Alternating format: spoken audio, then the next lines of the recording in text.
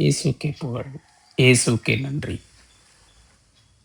கிபி 1846ஆம் ஆண்டு செப்டம்பர் 19ஆம் தேதி சனிக்கிழமை அன்று தென்கிழக்கு பிரான்சில் உள்ள லா செலட்டில் ஆல்ப்ஸ் மலையில் 14 வயது நிரம்பிய மெலானி கால்வர்ட் மற்றும் 11 வயதுடைய மேக்சிமின் கிராட் என்னும் 2 குழந்தைகள் தங்கள் முதலாளியின் கால்நடைகளை மேய்த்துக் கொண்டிருந்தனர். அப்போது அங்கு ஒரு ஒளி கோலம் திறந்து கல்லின் மீது அமர்ந்திருக்கும் ஒரு பிரகாசமான பெண்ணை கண்டனர். அவரது கைகளில் தலையுடன் இருப்பதை காட்டியது.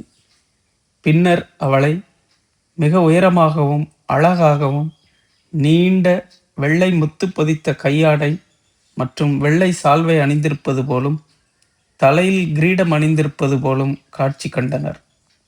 அவளது கழுத்தில் ஒரு சிறிய சுத்தியல் மற்றும் இடுக்கிகளால் அலங்கரிக்கப்பட்ட ஒரு பெரிய சிலுவை தொங்கியது. மேலும் கிறிஸ்துவின் அற்புதமான பிரகாசிக்கும் உருவமும் இருந்தது.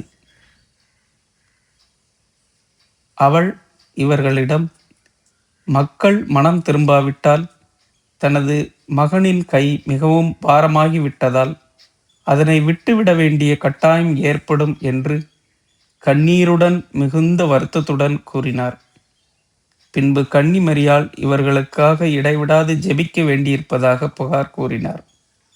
ஆனால் மக்கள் இன்னும் ஞாயிற்றுக்கிழமைகளில் வேலை செய்து கடவுளின் பெயரை வீணாக தேவதூசணம் செய்தனர்.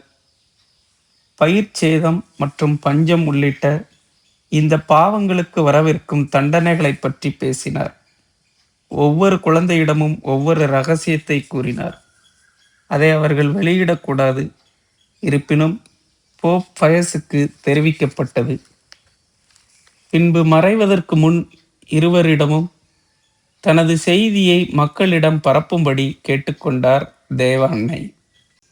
அவர்கள் வீடு திரும்பியதும் அதை பற்றி சொன்னார்கள். மறுநாள் எழுத்துப்பூர்வமாக பதிவு செய்தனர். அதை வெளியே தெரிவிப்பதில் மிகுந்த எதிர்ப்பை சந்தித்தார்கள். ஆனாலும் அவற்றை தீர்க்கமாக செய்தார்கள். கிரெனோஃபிலின் ஆயர் இதனை விசாரிப்பதில் மிகுந்த சிரமங்களை எதிர்கொண்டார். பின்பு 4 ஆண்டுகள் கழித்து இந்த காட்சி திரு அவையால் அங்கீகரிக்கப்பட்டது. நாம் பாவங்களிலிருந்து மனம் திரும்ப அன்னை நம்மை அழைக்கிறார். இறை வேண்டல் செய்வோம். ஆமென். மரியே வாழ்க.